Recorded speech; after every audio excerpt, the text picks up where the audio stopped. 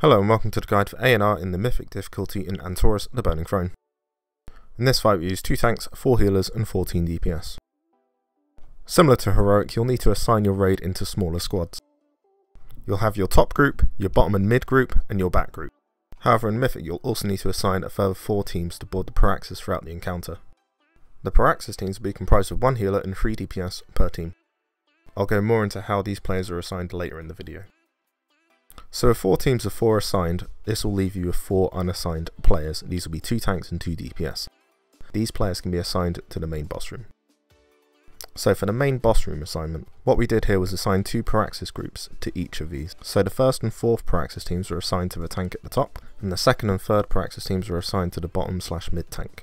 Then the 2 leftover DPS, 1 was assigned to each of these groups. So for those 2 leftover DPS players, in our kills we always kept a Affliction Warlock or a Windwalker Monk unassigned, and the reason for this is that they add a lot of utility in the main boss room. So an Affliction Warlock with a Sacrilash ring can keep the bats slowed, and the Windwalker Monk just adds a Ring of Peace, which is really useful for this fight. So for how this fight changes on Mythic specifically. Firstly, the ad waves are more frequent, and the best way to handle this that we found was following a weak aura, which I'll link in the description below. This weak aura basically tells you what's going to happen next and where the groups should be. So if your raid leader makes calls using this as a tool, the learning curve of this fight gets lowered. The other change in this fight, which is arguably the main change of the fight, is that there will be a mini-boss on the Paraxis called the Paraxis Inquisitor, which will spawn periodically throughout the fight, and it will cast a spell called Final Doom. If this spell completes, it's a raid wipe. So in order to cancel the cast, groups of 4 players must board the Paraxis using teleporter pads behind Eonar and kill the Inquisitor. The Inquisitor deals a high amount of damage, so it's a good idea to use healing cooldowns here if you've got them spare. The Inquisitor has casts that can be interrupted, debuffs that can be dispelled, and the main thing is just to kill it as fast as possible.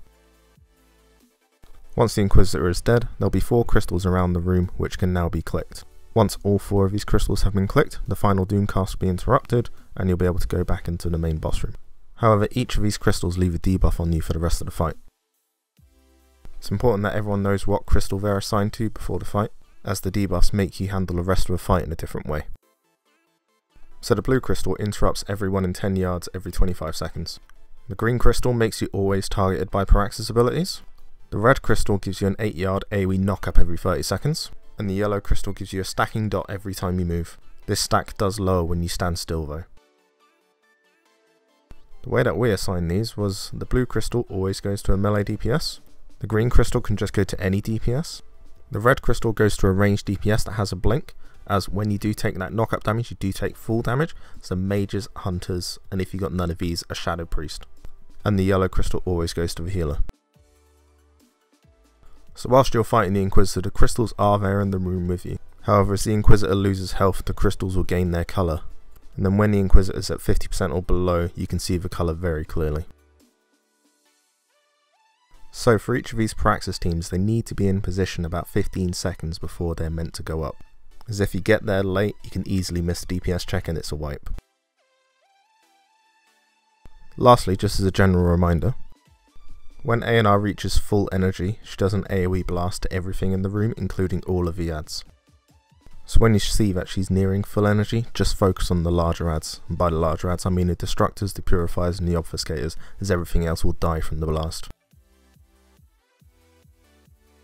And that's all there is to it for this fight. Once the Paraxis teams knows what to do, how to get on the Paraxis, and how to see their crystals, and your raid leader is able to suitably make calls, this fight goes down quite quickly. Be sure to subscribe to get notified of whenever I put a new video up. And yeah, hopefully this video helps you get this boss down, and thanks for watching.